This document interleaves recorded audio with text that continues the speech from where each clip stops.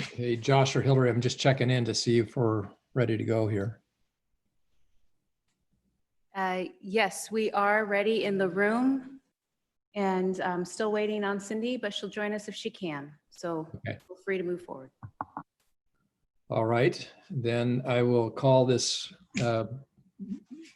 Hey, Josh or Hillary, I'm just checking in to see if we're ready to go here. No, that's odd.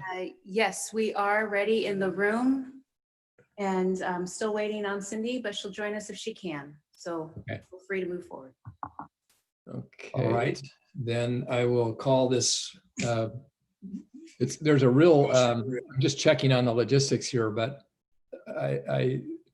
Okay, the echo's been fixed. Okay, all right, thanks.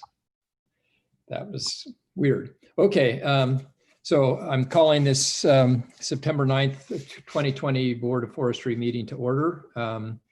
We are live streaming this meeting on YouTube, and this public meeting will be abbreviated today with no public comment available. As many of you already know, recent fire events have required a concentrated effort in coordination, resources, and response by the Department of Forestry. So we appreciate the presenters' flexibility and public's understanding as we modified today's agenda. We want to ensure our viewers online can follow along. So before we start, I'll go over a couple of housekeeping tips to keep us on track. For board members participating, please silence your cell phones and limit background noises. Remember to use the mute feature when you are not speaking and the chat function on Zoom to connect with our ODF support team in Salem during the meeting if you experience any technical difficulties. Additionally, members of the public, we ask that if you would like to submit written testimony for item 1, which is the only item we will have after our consent agenda today, and enter that into the record, please send in your comments by September 23rd. This will help in the preparation of our board's meeting minutes. With that, any questions from board members or others? Okay, if not, we'll do a roll call to confirm that we have a quorum for today's consent agenda items. Nils Christofferson. Present. Cindy Deacon Williams. And we understand Cindy will join us if and when she can. Joe Justice. Here. Jim Kelly. Here. Brenda McComb. I guess you're muted, Brenda, but I see you. Here. Okay, thank you. Mike Rose. Here. And I'm Tom Imeson, so we have a quorum today. We'll move first to the consent agenda items, and board members, you'll note that these have been modified. Is there a motion for approval of items A through D? So moved. Mike moves. Is there a second? I will second. Okay, Joe seconds. Thank you. Any discussion? Then all those, well, we'll do this as another roll call. So those in favor, please signify by saying aye when I call your name. Nils Christofferson. Aye. Cindy Deacon Williams is not joined yet. Joe Justice. Aye. Jim Kelly. Aye. Brenda McComb. Aye. Mike Rose. Aye. And I vote aye as well.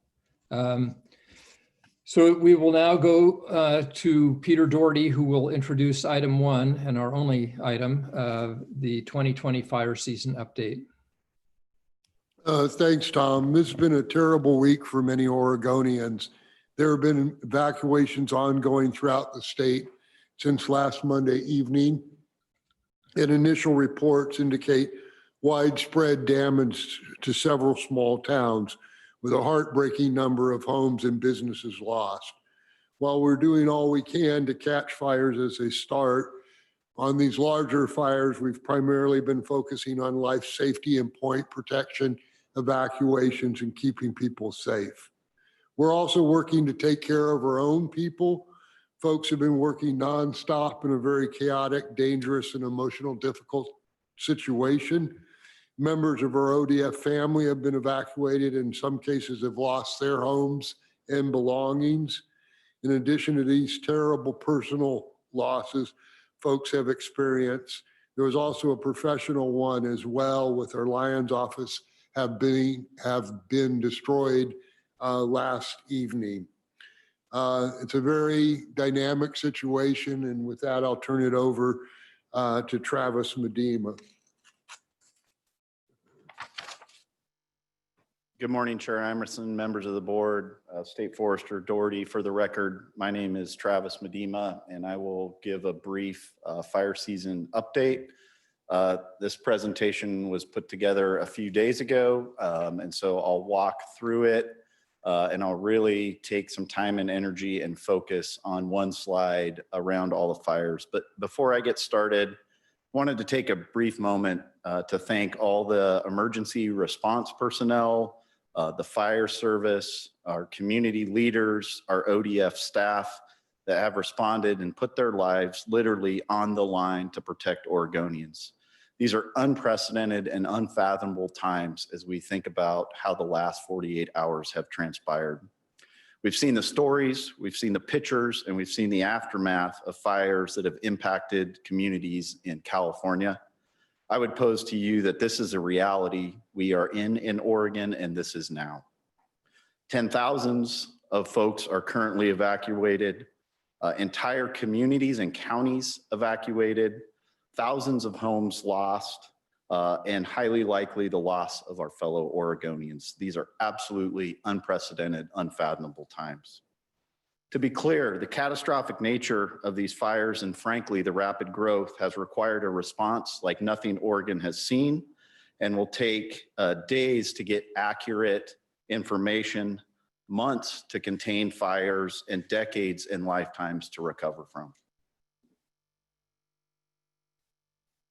So as we begin, and I know the board has seen this presentation or similar presentations, this really sets the stage for how we were positioned in Oregon, and this is the updated drought outlook.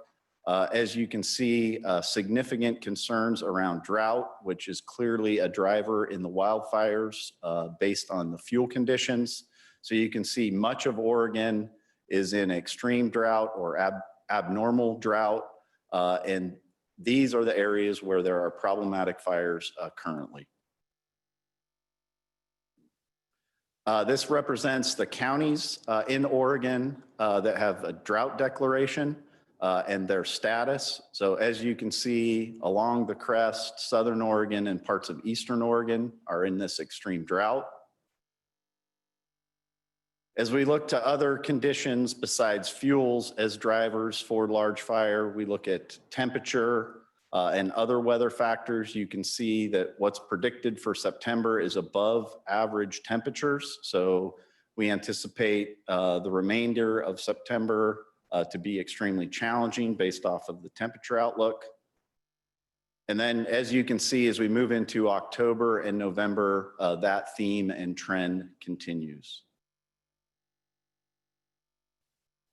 Another factor is when we get moisture and precipitation to alleviate the drought-stricken fuels.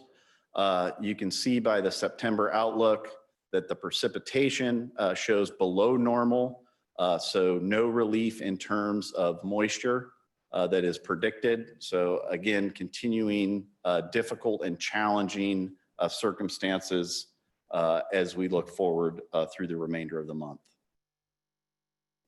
As we look out 3 months into November, begin to see moisture moving into the region from the north into the south. And as we get into October and November, anticipate potentially above normal precipitation in the northern half of the state, and then an equal chance of average precipitation for the remaining 2/3 of the great state of Oregon. That all directly translates into wildfire potential. These two slides depict significant wildfire potential. And as you can see, and what I'll highlight in the top left slide is that potential extending really the backbone of the Cascades. And as I get into kind of the fire summary status, you can see we've been extremely challenged with fires on the crest of the Cascades in very heavy fuel conditions that lead to very problematic suppression efforts. You can also see wildfire potential extending into Central Oregon, and we've seen that play out earlier in the month and in the previous month with multiple fires on the east side of the Cascade. And then you can see the challenges based on the wildfire potential that we're currently experiencing and have experienced in Southwest Oregon. This is irrelevant, I will say, at this point. As of September 7th, it was current. That landscape has significantly changed. And as State Forester Doherty mentioned, we have staff absolutely 120% committed, and we did not get to updating this. I will give a quick rundown of the acreage, and you could basically add 2 zeros plus to acreage to date at the very end. So this is where I wanted to spend some time. This map was put together on September 7th. It's September 9th. So 2 days later, this landscape has absolutely significantly changed. And I'll walk through a series of complexes and fires that are currently challenging us. And have really, the leadership in ODF and fire management has thought through this as kind of seven spheres of operations. And I'll walk through each of those 7 spheres of operations. The first kind of stage or sphere of operation is in Northwest Oregon. There's a series of fires that encompass Northwest Oregon all the way down to what the West Oregon district, including fires like the Hag Lake Fire, an emerging fire called the Ponzi Fire outside of our Tillamook district, where there's evacuations currently on a coastal community. And then also the Riverside Complex, which is in Clackamas County. Thousands of acres have burned, and the entire county, Clackamas County, is in some level currently of evacuation. So that's kind of sphere 1 in terms of operations. Sphere 2 is the Santiam River Canyon, and it's a series of fires. The Beachy Fire, the main driver in that, along with Lion's Head.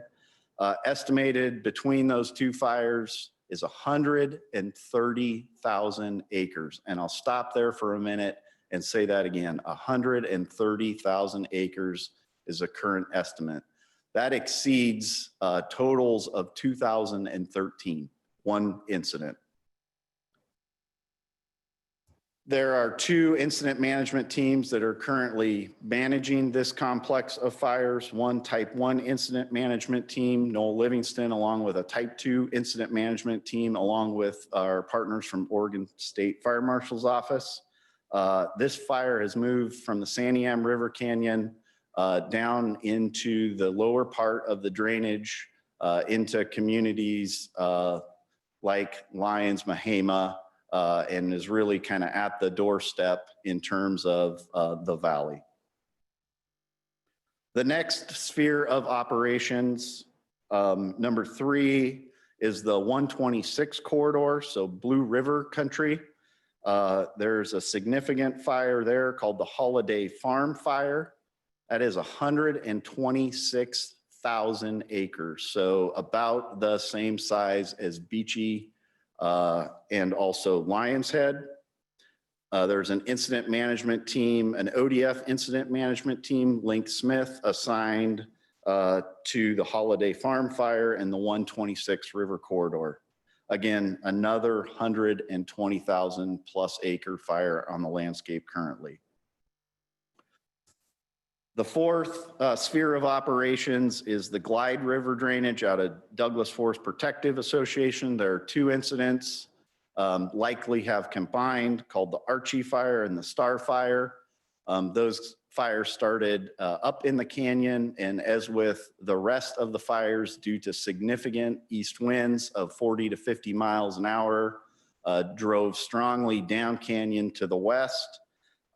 Within and encompassing the Archie and Star fires is another 120,000 acres estimated lost currently to date. The fifth sphere of operations is in Southwest Oregon. There's two significant fires on the landscape, the Alameda and Obenchain fire. Both of those fires combined are around 25,000 acres and have had significant impacts to communities. There's currently an incident management team will be assigned to that complex today, Pacific Northwest, I believe, Team 10, and they will be in briefing today. The sixth sphere of operations is out of the West Oregon district, and it's a complex of fires called the Echo Complex, estimated at around 1,000 acres, and currently good progress being made. However, significant challenges will continue to exist due to lack of resources on all these incidents. And then the seventh sphere of operation is on the east side in Klamath Lake District, the 242 complex, estimated at about 10,000 acres and impacted the community of Chiloquin. And so as we think through what the landscape looks like, and we look at this map, which none of those fires were on, this map currently has the fires that were on the board before the significant weather event and wind event, leads me to my opening comments around unprecedented and unfathomable with the amount of acreage, the amount of loss, and the sheer volume of work and impact to all Oregonians.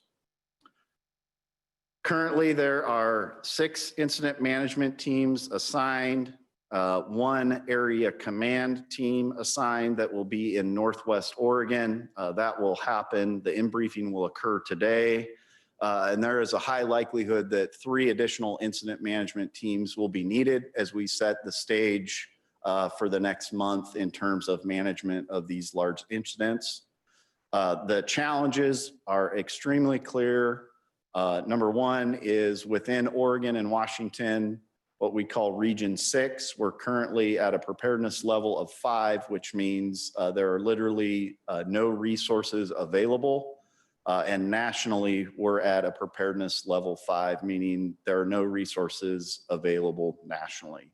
So extremely challenged and resource limited. Really, it's been, existing resources in Oregon, what's been available regionally, and then some help from our neighbors as this has evolved over the last 48 hours. Currently, there are 4 of these incidents that have a fire management assistant grant, or an FMAG as we refer to them. And there's likely 4 more are in process. So that could be 8 by the end of the day or tomorrow. And as the situation continues to evolve, there's likely more as we look into the next 24 hours. This has been an extremely dynamic and evolving set of circumstances in Oregon. It has been absolutely, again, unprecedented in my career, and I think in all of our careers, and details are limited at time just due to the ability, 1, to have resources, 2, the magnitude of the fires and being able to have staff to actually get around and look at them, and then 3, to be able to do the triage that's necessary around loss of property, loss of structure, and any loss of life. I will pause there and see if there are any questions. It's Tom. Do you have any information with respect to weather forecasts over the next several days and how they would affect the current situation? I do. Thanks, Chair Imus, and that's a great segue. So as we look at weather, we looked at kind of the predicted forecast. The short-term forecast call for east winds again today. However, I believe today will be the last day of east winds. And then a ridge will be setting up over Oregon. Tomorrow will be a warmer day, upper 80s likely across the state, and 90s.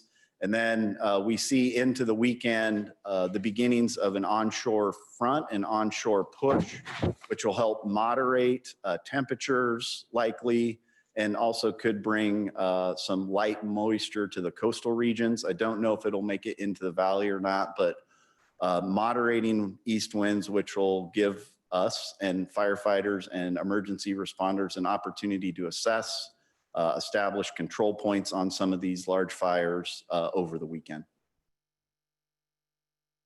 Thanks.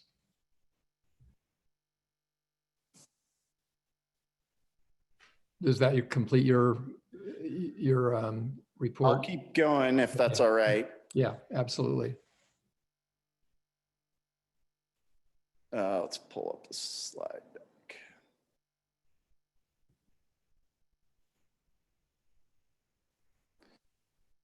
So this, this is the weather event that really set the stage for that landscape. I think as the board knows, a week ago, most fires were contained in Eastern Oregon and Southern Oregon.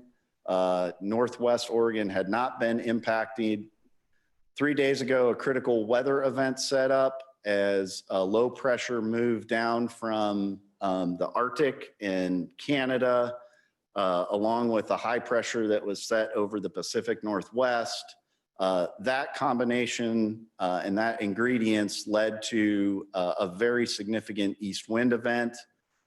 Those winds started, I believe, 2 days ago, maybe 2.5 days ago, started in the 20+ mile northwest in certain drainages, strong northwest winds, so driving fires northeast winds driving fires south and west, gusts up to 60 miles an hour.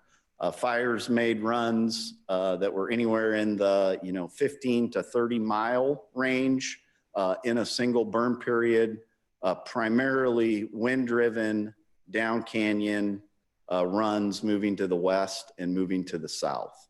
So this critical weather event has really emphasized, highlighted, and put the exclamation point on the landscape that we currently face in Oregon. There's some pictures of fires, the Grizzly Creek fire. There will be more pictures. This, I think, in fire management, folks' mind was what we wish we had on the landscape and what we had on the landscape before this weather event. But you can see by these pictures, before the east wind set, the critical nature of the fuel conditions. After 20 minutes, the exponential and rapid growth of fires, put a 30 to 50 mile an hour wind on this down drainage is absolutely the recipe for a catastrophic event. There have been many successes. While that picture I painted is extremely gloomy and weighs heavy on people's hearts and minds, there have been a bunch of successes, both at initial attack and extended attack. We've also, through a strategic investment from the Oregon Forest Land Protection Fund and landowners, have added infrared technology to the single aircraft the department has. That has absolutely been instrumental in finding fires. Hailing from the east side before this event, that aircraft found at least 10 fires on the east side that we were all able to catch at a very small size, under 10 acres, that would have led to catastrophic large fires on the landscape. And from my operational and personal observations from this summer, this has been a critical investment and absolutely instrumental in our success across the state in finding fires and putting them out at the smallest possible size. Safety statistics, you can see the claim frequency, the 5-year average, and where we're at to date, FY 2020. This has not been updated since the siege of 2.5 days ago. And we will have more updated information for the board based off the work that's occurred over the last couple days at the next board meeting. COVID response has been a huge theme across Oregon and across the nation. in terms of how we deploy incident management teams, how we manage fires at a local level, at an extended attack level, and at a large scale with our IMTs. This is a picture from one of the fire camps around our deployments and COVID modules. A lot of excellent work was done with the governor's office and the MAT group set up by the governor, work from Oregon State Fire Marshal and the department to stand up 10 COVID modules, i.e. 3 responders that could travel with an incident management team to help mitigate the risk of COVID. And then the department proactively found and seeked out 2 additional staff that are on working for the department as COVID specialists. They have traveled to all of the incidents and provided the necessary healthcare guidance to our incident management teams. And this is an example of how we've responded in a handful of fires where COVID modules and COVID staff have been assigned to help mitigate the risk to both our firefighters, but also our communities in terms of COVID. Large fire cost, I'll just say this is outdated. You can see where we were at on the 7th. This will be updated at the next Board of Forestry meeting. I am not gonna take a prediction.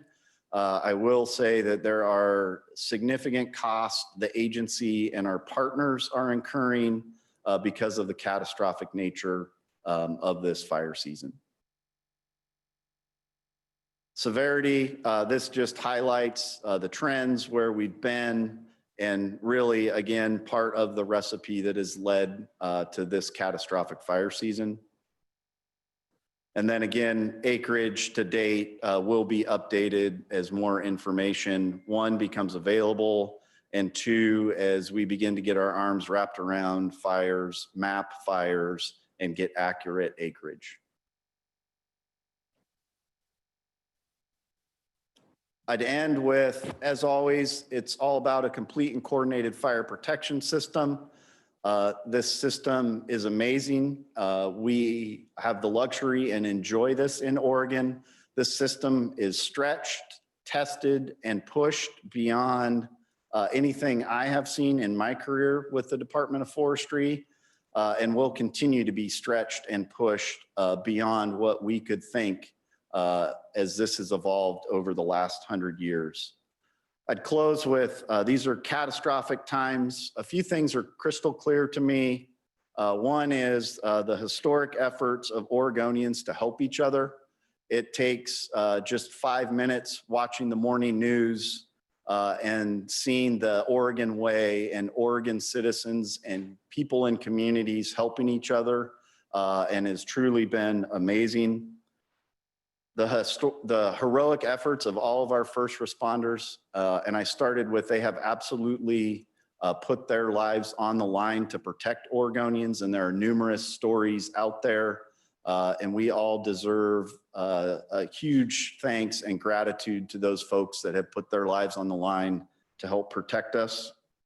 And then it's clear to me, as we have discussed over the last 7 or 8 years, that the wildfire protection in Oregon, that system needs additional capacity and support, from the financial structure that we've talked about, from the capacity that we've talked about, from the staffing and the support for our local fire managers. We have critical stress groups that are set up, and many of these memories and events will be with our employees for their lifetime, and we will need to support them and help our employees through this.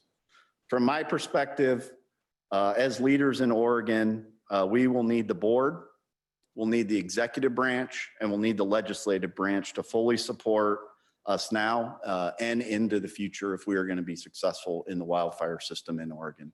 And with that, Mr. Chair, I'll close, and thank you for the opportunity to comment today. Well, thank you for the report.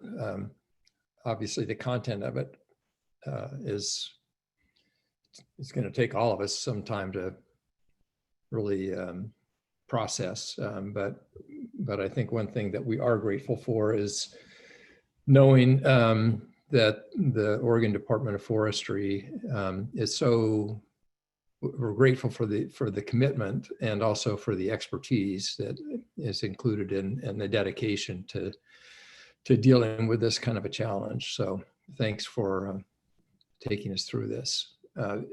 Peter, did you have any additional comments? No. Any other questions or comments from board members? Yeah, Tom, this is Joe. I just said, Travis, thanks. I appreciate that update. I got to see Joe Hessel just briefly yesterday at the ODF office here in LeGrand, and he had gotten back from Mapleton and was not knowing where he was going today, but he talked about the great work at the Mapleton fire, and so I got lucky to see a chance to see Joe. I do have a question. How do you think about severity resources in an environment like this and initial attack resources across the state, you know, with what's going on, Travis? So it's a great question, Joe. I'll just give you my perspective. You know, we have those assets and they have been immensely successful this year. Our federal counterparts in the U.S. Forest Service have also brought in additional aviation assets. And early in the fire season, they were instrumental in catching fires. There's a litany of fires we can walk through, caught at 100, 300. I look to a board member, Kelly. There was one right out across the drainage from him. And those assets were absolutely critical. We have used those for initial attack. As we think about 120,000 acres, multiple 120,000 acre fires, you know, those resources will be assigned limitedly to those fires, but we will need them for initial attack. And what I've seen this year, just from my own personal experience, is that, you know, with these types of conditions, we need additional severity assets. One, to be successful at initial attack. Two, to be successful at extended attack. And then three, when we get to this preparedness level of 5, there are no additional assets or resources. Those are the only ones the department can pull from. When you think of what's going on nationally, you think of Northern California, you think of the Bay Area, you think of the aviation assets that are contained within that theater. There are no additional severity assets, aviation assets available. And when we have an incidents like this or a situation like this, we pull from those existing aircraft. And I'm a fire operations guy, so for me, more is always better if I'm going to go fight fire. And so as we think to the future, and my ending comments around what's needed, that will be a key and critical element as we think long-term about the fire protection system in Oregon, Joe. And I understand that Cindy was able to join us for most of this discussion, and that she has her hand raised. So Cindy, we're happy to have you here, and happy to have your question or comment. Thank you, Tom. I'd like to just sort of make a comment. The Alameda fire last night was incredible. I can echo the disbelief, and it was absolutely amazing. And with Open Chain down here as well, I think the entire Rogue Valley was in absolute chaos. Early in the afternoon, the road at the end of our property was one of the evacuation routes for the people of Talent and Phoenix. And we're a little 2-lane country road. It was astonishing to watch the response. Later in the evening, we evacuated ourselves. And there was basically, nowhere to go. The Alameda fire spotted ahead pretty aggressively, and there were additional starts down in Central Point.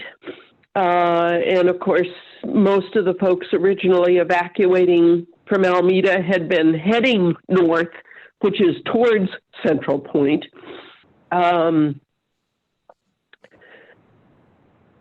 Folks trying to get elsewhere were running into people evacuating from Obenchain.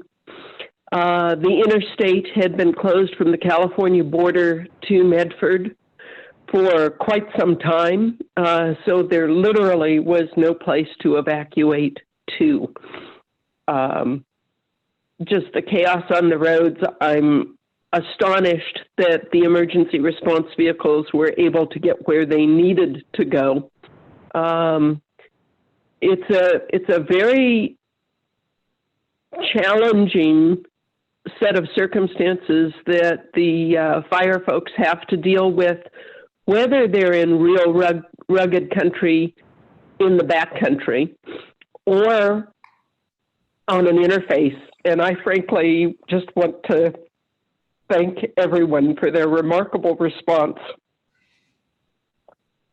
Thanks, Cindy. I really appreciate you sharing that.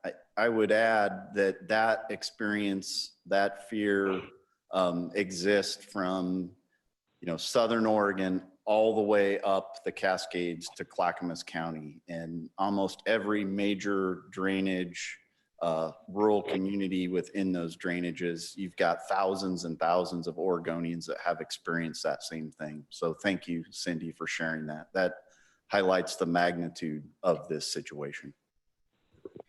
Yeah. Only other comment is the property we own over in the Klamath, I think probably was within kissing distance of the 242 as well.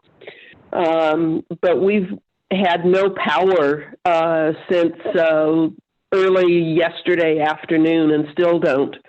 So one of the challenges that all of those thousands and thousands of people you reference are dealing with is most of us really have no way to get any information either because we've got no power.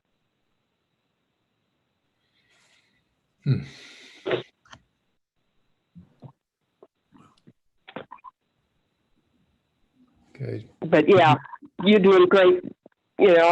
All those thousands of people are very thankful for the work that you all have been doing.